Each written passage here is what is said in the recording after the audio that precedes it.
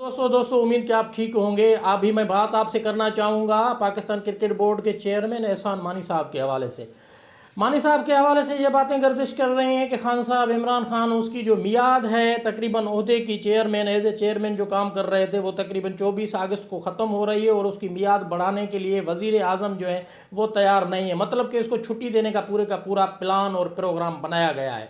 वज़ीर आज़म साहब का जो ज़राए के हवाले से खबरें चली हैं नेशनल मीडिया पे, उसमें तकरीबन ये खबरें आ रही हैं कि एहसान मानी ने वो डिलीवर नहीं किया। मैं तो ये कहना चाहूँगा कि आपने जैसे आप सिलेक्टेड है, खान साहब को मैं पीएम को कहूँगा जैसे उनको लोग सिलेक्टेड बोलते हैं, सियासी हमारे रहनुमा सिलेक्टेड बोलते हैं, वैसे ही उन्होंने एहसान मानी को सिलेक्ट करके भेज दिया, पाकिस्तान क्रिकेट बोर्ड का चेयरमैन बना दिया। उस चेयरमैन को जब वो आपका सिलेक्टेड था तो आपको पूरे का पूरा पर्चा तो आपने उसको लिख के दे दिया। 6 टीमें पूरी मुल्क के अंदर जो बना दी आपने, पूरे का पूरा डोमेस्टिक का आपने बेड़ा गर्क किया एहसान मानी के थ्रू। आपने इसी मतलब पैनल के थ्रू, इसी ग्रुप के थ्रू, इसी पीसीबी जो है वो इंतज़ामिया के थ्रू।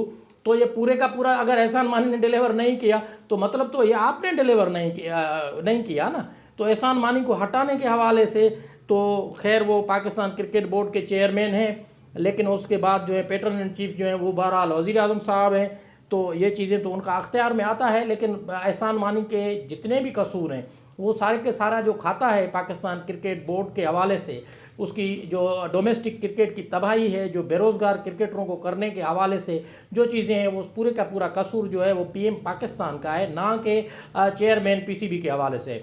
तो दूसरी तरफ एक चीज़ तो ये सामने आ रही है कि पाकिस्तान क्रिकेट बोर्ड के चेयरमैन की मियाद ख़त्म होने के बाद उसको हटाए जाने का प्रोग्राम है। तो दूसरी तरफ ये खबरें भी गर्दिश कर रही हैं कि उनकी जगह लेने के हवाले से और जदीद क्रिकेट से अच्छे तरीके से वाकिफ़ है रमीज़ राजा, तो हो सकता है उसको लाया जाए। एक तरफ तो रमीज़ राजा की बातें हो रही हैं और साथ साथ ज़रा ये भी बात कर रहे हैं कि रमीज़ राजा से भी ज़्यादा जो करीब रहा है वो वसीम अकरम रहा है वज़ीर आज़म इमरान खान साहब के।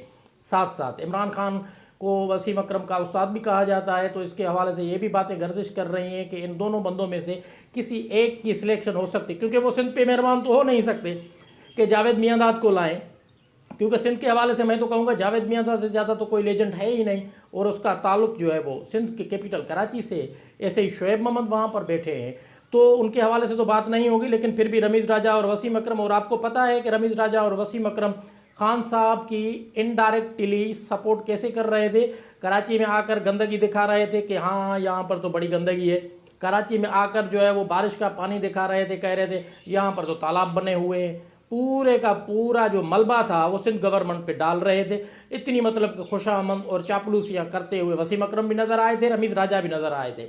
तो ये मतलब कि अभी उनको लाया जाएगा। लेकिन दूसरी तरफ देखा जाए कि T20 वर्ल्ड कप जो है वो 17 अक्टूबर को स्टार्ट हो रहा है। आप चेयरमैन तब्दील कर रहे हैं, आप प्लेयर, अभी तक आपकी जो है वो टीम अच्छे तरीके से बन नहीं पाई है कि आप टीम कौन सी खिलाएंगे। 8-8 लड़के आप ओपनर उसमें डाले हुए हैं। बॉलर्स को आपको पता नहीं कि बॉलर्स कौन से खिला रहे हैं, स्पिनर्स कौन से लेने हैं, फास्ट बॉलर कौन से लेने हैं।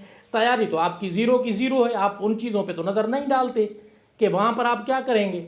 लेकिन ये है कि अभी मैं कहने का मकसद ये कि आपसे ये दरअसल इस वीडियो का मकसद ये था कि आपके साथ मैं ये खबर शेयर कर दूं कि आने वाले दिनों में पाकिस्तान क्रिकेट बोर्ड के चेयरमैन एहसान मानी को हटाया जाएगा। मतलब कि उसकी मियाद पूरी होगी उसके ओहदे की, उसके बाद रमीज़ राजा मुमकिन है या वसीम अकरम मुमकिन है। लेकिन चलते हैं, देखते हैं कि आने वाले दिनों में क्या होता है। अपनी दुआओं में ज़रूर याद रखिएगा। आपको मेरी ये वीडियो पसंद आए सब्सक्राइब ज़रूर कीजिएगा, और साथ साथ अपनी आरा से भी मुझे ज़रूर जो है वो फैज़याब कीजिएगा। आपकी बड़ी मेहरबानी।